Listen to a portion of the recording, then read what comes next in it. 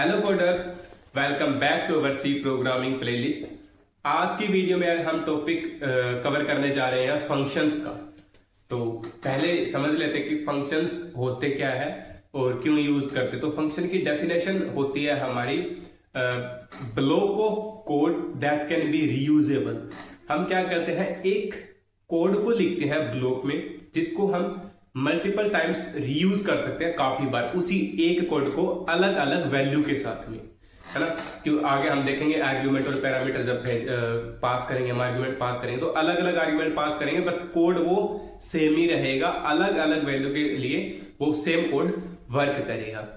Example देके देखो तो अपना होता है जैसे कैलकुलेटर, आप कुछ ना कुछ वैल्यूज देते हो उसके अंदर, है ना। जैसे 100 प्लस 50 प्लस माइनस मल्टीप्लीकेशन वगैरह देकर लास्ट में इक्वल टू का जब आप बटन दबाते हो तो आपके सामने क्या होता है कि उन वैल्यूज का प्रोसेस होके जो आउटपुट होता है वो आपको शो होता है अपने कैलकुलेटर में।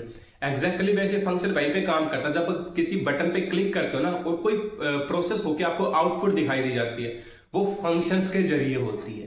तो जैसे कैलकुलेटर में मैंने बताया जितनी भी वो कैलकुलेशन थी, जैसे आप इक्वल टू बटन पे क्लिक करते हो तो बटन पे क्लिक करते ही आपके सामने आपके जो बैकएंड पे कोड पे क्या होता है, एक फंक्शंस क्रिएट होता है, फंक्शंस रन होता है वो, और उसके अंदर वो प्रोसेस होती है, उसके बाद में वो आउटपुट को जनरेट करता है। तो ऐसे हमारा जो फंक्शंस है वो काम करता है। तो अभी हम डायरेक्टली जंप करेंगे कोड के ऊपर और कोड में समझेंगे कि किसी फंक्शंस को बनाया कैसे जाता है और कॉल कैसे किया जाता है। तो आइए अभी हम कोड पे चलते हैं। हम फंक्शंस की तरफ बढ़ते हैं हमारे कोड में भी साथ में, लेकिन उससे पहले एक और एग्जांपल हम कवर करते हैं। फॉर एग्जांपल हमारे पास ना हमारे रूम के अंदर एक फैन लगा है, ठीक है। अब वो फैन अभी तक स्टैटिक है, एकदम अपनी जगह पे सेट है, कोई मूवमेंट नहीं है उसमें। जैसे ही मैं पावर बटन ऑन करता हूं तो हमारा जो फैन है वो क्या हो जाता है, रन करना शुरू कर देता। तो इसी एग्जांपल में हम क्या करेंगे, एक कोड के साथ में हम इसको समझेंगे। जैसे जब भी हम फंक्शंस को पढ़ते हैं तो हमारे पास ना दो चीजें सामने आती है। तो वो क्या होती है, एक होता है फंक्शन डिक्लेरेशन, दूसरा होता है फंक्शंस को कॉल करना। अगर फंक्शन डिक्लेरेशन में होता है कि फंक्शन को हम क्रिएट करते हैं, बनाते हैं, उसके अंदर कुछ ना कुछ कोड लिखते हैं। और फंक्शंस कॉल के अंदर क्या होता है कि जब हम फंक्शन कॉल करते हैं तभी जो फंक्शन डिक्लेरेशन के अंदर जो कोड हमने लिखा है वो काम करना शुरू करता है, जो हमारे फैन के एग्जांपल में फिट बैठता है। जैसे पावर बटन ऑन करूंगा तभी फैन रन होगा, अदरवाइज नहीं होगा। ऐसे तो फैन का कोई फायदा ही ना कि हमारे रूम में जब तक हम उसका पावर बटन ऑन ना करते, है ना। तो एग्जैक्टली वैसा ही जो हमने फंक्शन को डिक्लेयर किया है उसका कोई फायदा नहीं है जब तक हम उसे कॉल ना करें। तो हमें ये दो चीज अभी ध्यान में रखनी होगी। तो हमारे सामने एक कोड है जिसमें हम आउटपुट दे रहे हैं प्रिंटअप। बेसिकली मैंने आपको लाइब्रेरी के बारे में बताया हुआ है लेक्चर 2 के अंदर। उसमें क्या किया, तो ये हमारी stdio.h है, ये एक लाइब्रेरी है। इसके अंदर ऑलरेडी कोई फंक्शंस बने बनाए पड़े हैं। जैसे फॉर एग्जांपल ये प्रिंटअप है, अब ये प्रिंटअप मैं यहाँ पे कॉल कर रहा हूँ और ये फंक्शन की डिक्लेरेशन जो है ना वो हमारी इस लाइब्रेरी के अंदर हो रखी है। यहाँ पे सिर्फ हम उसको यूज कर रहे हैं, उसको हम कॉल कर रहे हैं, तभी हमारे पास जो भी प्रिंटअप के अंदर कुछ भी लिखा हो वो हमें आउटपुट में दिखाई देता है, ठीक है। तो अभी हम आउटपुट के लिए खुद का भी एक फंक्शन बना के देखेंगे। जैसे मैं रन बटन पे क्लिक करता हूं तो देखो हमारे सामने क्या हुआ, केस जंक्शन प्रिंट हो गया, क्योंकि ये प्रिंटअप के अंदर हमने पास किया हुआ है ना। तो अभी मैं चाहता हूं कि ये तो प्रिंटअप का हम लाइब्रेरी का फंक्शन यूज कर रहे हैं, हम हमारा खुद का फंक्शन बनाए जिसके अंदर ये केस जंक्शन प्रिंट हो, ठीक है। तो इसके लिए हम क्या करेंगे, जैसे प्रिंटअप का तो यूज करना ही पड़ेगा क्योंकि प्रिंटअप आउटपुट देने के लिए होता है। हम कस्टम ऐसा कोई फंक्शन बना नहीं सकते कि जो आउटपुट दे दे, है ना। फंक्शन ऐसा कुछ बना देंगे जिसके अंदर क्या होगा कि हम कुछ वैल्यू पास करेंगे और वो वैल्यू प्रिंटअप से हम प्रिंट करवा देंगे, आउटपुट में दिखा देंगे। तो सबसे पहले हम क्या करेंगे, फंक्शन की डिक्लेरेशन देख लीजिए। अब मैं साथ में कमेंट कर देता हूं ताकि आपको भी आसानी हो। Function definition, function definition.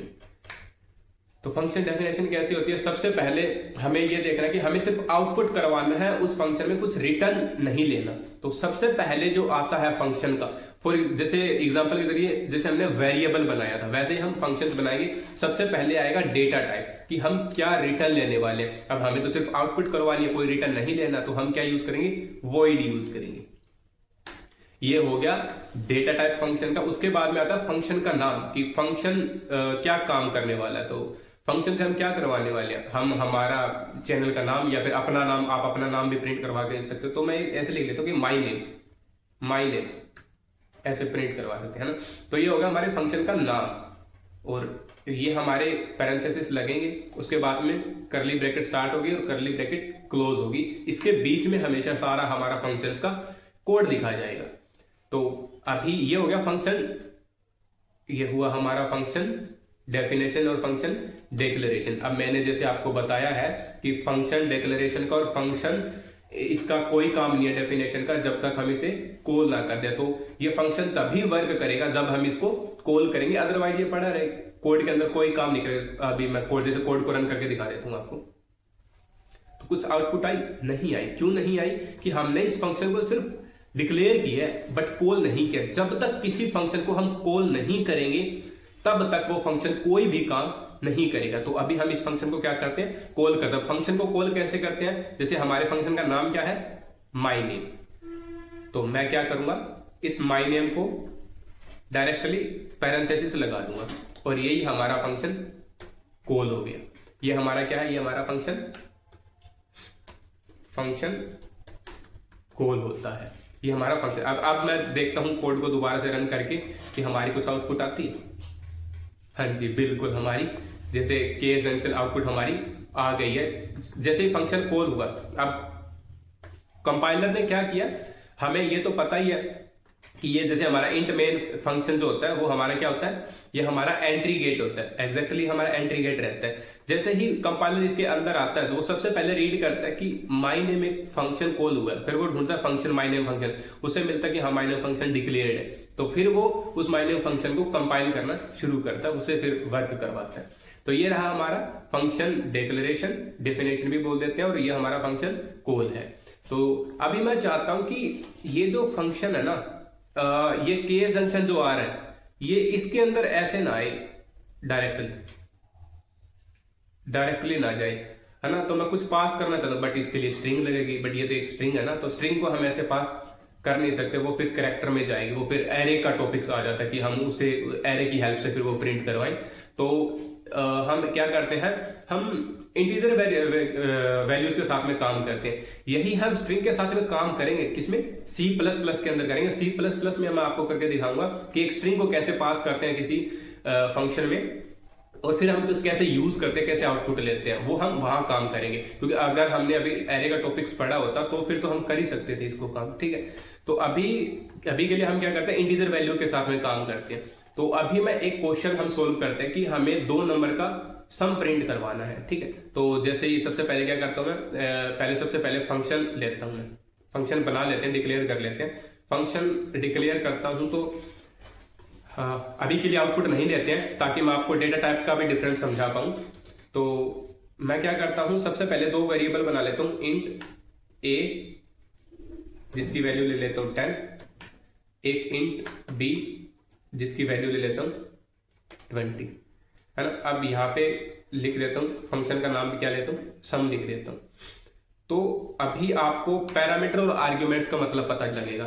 अब ये फंक्शन है, इस फंक्शन को मैं यहाँ पे कॉल करूंगा, इस फंक्शन को यहाँ पे कॉल करूंगा मैं, तो ये फंक्शन यहाँ पे कॉल हो गया। अब मैं चाहता हूं कि ये जो a और b है ना, ये इनकी जो कैलकुलेशन है, सम है, वो इस फंक्शन के अंदर हो और उसके अंदर ही प्रिंट हो।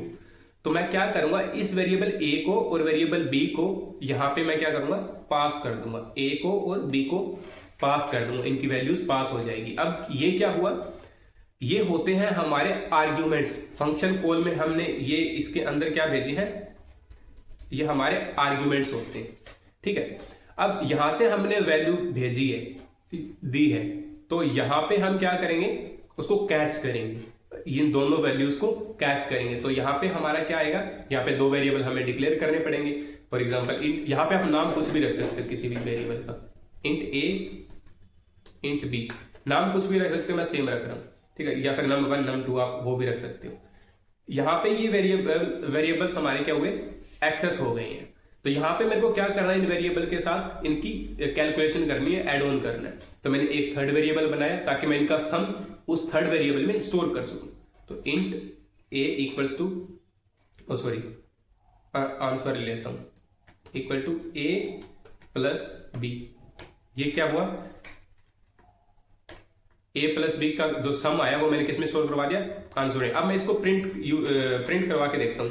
प्रिंट ऑफ का यूज करता हूं, %d अपना फॉर्मेट स्पेसिफायर होगा और आंसर को प्रिंट करवा के देखता हूं कि इसका सम जो वो प्रिंट होता है कि नहीं होता है। 10 प्लस 20 कितना, 30 आना चाहिए। वैसे देखते हैं, बिल्कुल हमारी जो आउटपुट है वो 30 आई। अब चला कैसे है, सबसे पहले मैंने वेरिएबल ए लिया, फिर वेरिएबल बी लिया, उनके अंदर कुछ ना कुछ वैल्यू डाली 10 और 20।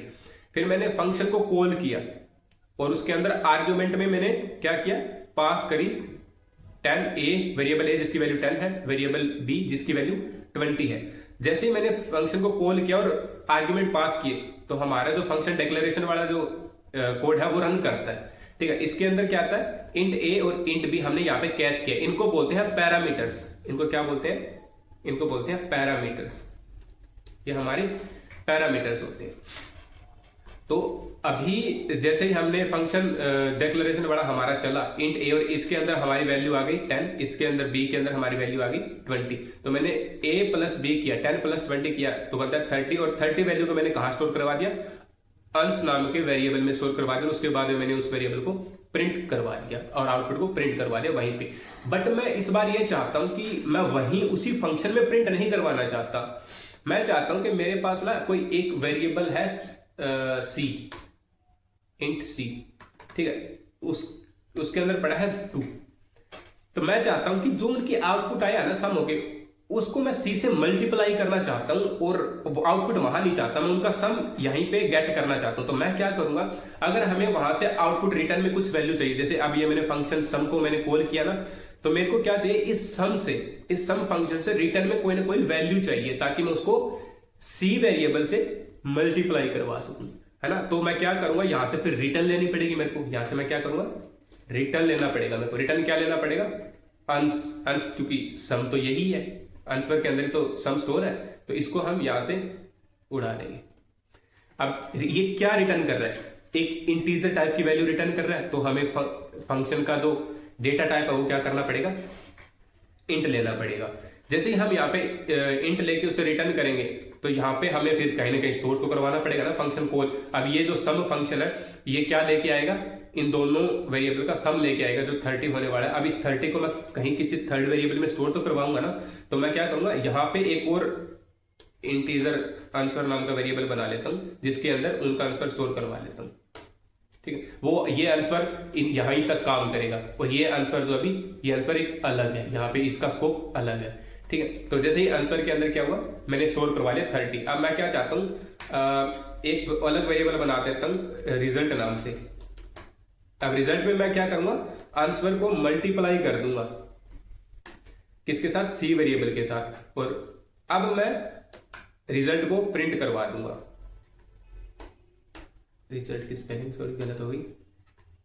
अब मैं प्रिंट करवा दूंगा तो हमारे आउटपुट क्या आनी चाहिए, एज एक्सपेक्टेड 30 आनी, सॉरी 60 आनी चाहिए, है ना। तो अभी मैं एक बार प्रिंट करवा के देख लेते हैं।